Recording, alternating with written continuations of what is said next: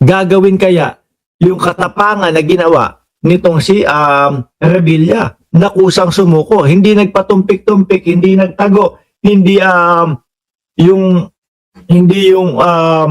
umalis ng bansa, pero rumekta, sumuko ho agad. Or magtatago itong si Joel Villanueva, si Boss Joel. Sabi dito, dahil kakasuhan na rin si Senator Villanueva, parang sinabi na rin ng DOJ na siya ang next makukulong sa City Jail kasama si ex-Senator Revilla.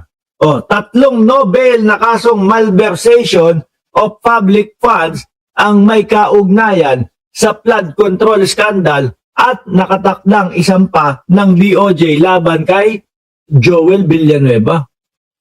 Kumbaga, parang ipinahihiwatig na ng DOJ na si Villanueva ang susunod na makukulong. Grabe.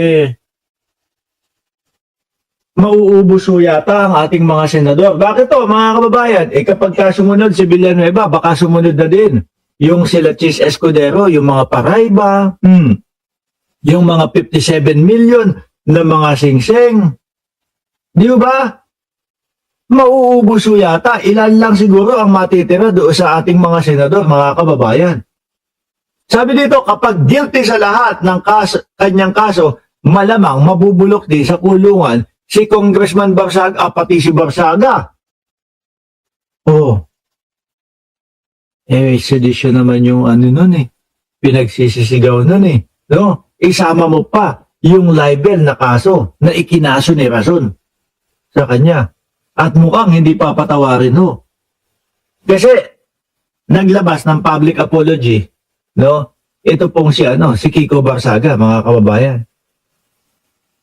na humihingi ng tawad dito kay Enrique Rason. Pero mukhang hindi pinapansin, no? Mukhang talagang matutuluyan. 100 milyon ang danyos na posibleng bayaran nitong si Kiko Barsaga kapag natuloy iyon at napatunayan na guilty si Kiko Barsaga. Matapos sampahan ng kaso ng billionaire Enrique Rason, si Cavite Port District Representative Kiko Barsaga ng kasong libel sa Makati City Prosecutor Office dahil sa aligasyon na sinuhulan nila ang ilang NUP lawmaker para iboto si House Speaker sa Leyte. Grabe naman ho talaga yan. Piruin mo, malaking negosyante po yan, tapos gaganong-ganunin mo lang. Di ba? So madaming makukulong. Mga bossing. Baka sumama pa dyan. Yung si Promil Kid Boy. Di ba? Baka sumama pa si Promil Kid Boy dyan. Biruin mo, mga boss G pa mo, sir. Sama-sama na ho kasi sila. Sama-sama sila na sinusubukan na papabagsak o pabagsakin itong si Pangulong Bongbong Marcos. Bakit to? Kagaya ni Promil Kid. Ang tagal nang pinapadala ng notice ng Department of Energy para doon sa kanyang solar-solar. Pagkakaintindi ko ho, hindi pinapansin ni Promil Kid. Kaya ang ginagawa niya, ipinambabalandra sa publiko yung Cabral Files na pinagsasasabi niya. Wala naman daw hong kwenta yan. Mismo si Senate President Tito Soto na po ang nagsabi, bakit masyado nilang pinapalaki yung Cabral Files, Cabral Files? Wala namang kwenta yun, listahan lang naman yun. Ganun naman daw po. Diba? Kaya nagsasama-sama itong mga ito ho, mga kababayan, dahil ang nakikita nila, mukhang may kakalagyan sila sa gobyerno ni Pangulong Bongbong Marcos. Di ba?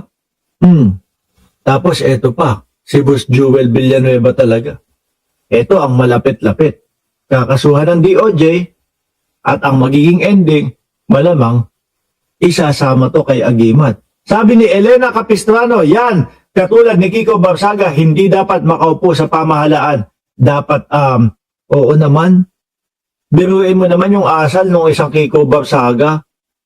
Pati nga yung mga simpleng interview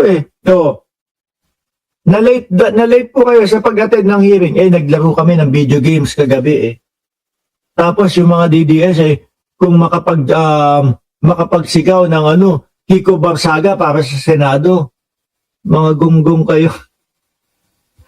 Salaula na nga ho, yung Senado natin, dadagdagan niyo pa ng isa pang sasalaula ho, mga kababayan. Tapos, meron pa naririnig, si Levista din daw ho, nagtatangka na pumasok bilang senador. Sabi ni Elena Capistrano, Joel liar po talaga. Yari si Joel Villanueva dyan. Kung sakali ho na ito ay totoo, mga bossing ha, para pong sinabi na nila na nagtatago si Joel Villanueva sa likod po nung paano-ano niya, Jesus is Lord niya. Tapos may mga ganitong nai-issue. Tahimik yung kampo nila ha.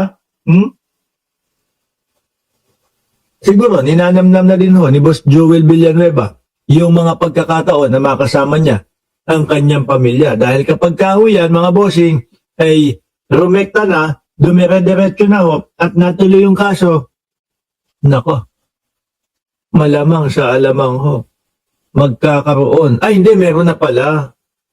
No? Meron na pala. Nandoon na pala si Kibuloy.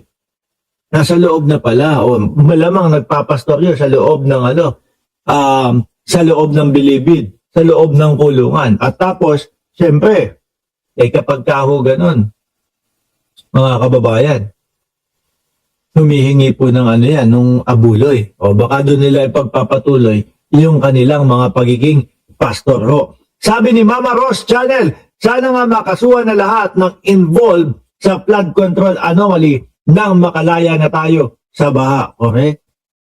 Tingin ko ho, mga kababayan, mga boss chipamo, sir, etong gobyerno ni Pangulong Bongbong Marcos, hindi ho tatantanan niya mga yan eh. No? Ayan na nga po, mga bigatin, mga malalaking mga politiko, mga malalaking tao na yung kanilang mga kinakabangga, hindi ho sila natatakot eh. Talagang tuloy-tuloy lang po, mga bossing, yung kanilang yung kanilang pagsugpo sa mga korupsyon na yan. Walang kinatatakutan. Biruin nyo yung dating mga kinatatakutan ng mga Pilipino, sila Chavit Singson, miski si Atong Ang, di ba? Ngayon ho, nagtatago. Kaya dito, sabi ko nga, mukhang walang makakaligtas sa gobyerno ni Pangulong Bongbong Marcos. Magulat tayong lahat, baka biglang i-request pa kay Pangulong Bongbong Marcos na isa pang termino. Dahil nakikita ng mamamayang Pilipino na talaga pong nagsisilbing Metro Aid po ang ating Pangulong Bongbong Marcos sa korupsyon eh. Di ba? Naglilinis ng korupsyon ang Pangulong Bongbong Marcos. Pag ganyan po nakita ng Pilipino at tuloy-tuloy yung kanyang mga proyekto, ay mga kababayan, hindi humalayo na hilingin ng mga kapwa natin Pilipino o ng taong bayan na magdagdag pa o mag-extend ng termino. Ngayon, ang tanong, meron bang legal na pamamaraan kung paano makapag-extend si Pangulong Bongbong Marcos? Di ba, Ma'am Delia Rosario, extend pa ng isang term. Hindi humalayong mangyari yan, ha? Pero ang tanong nga, sabi natin, is kung paano magiging legal yung mga ganun. No?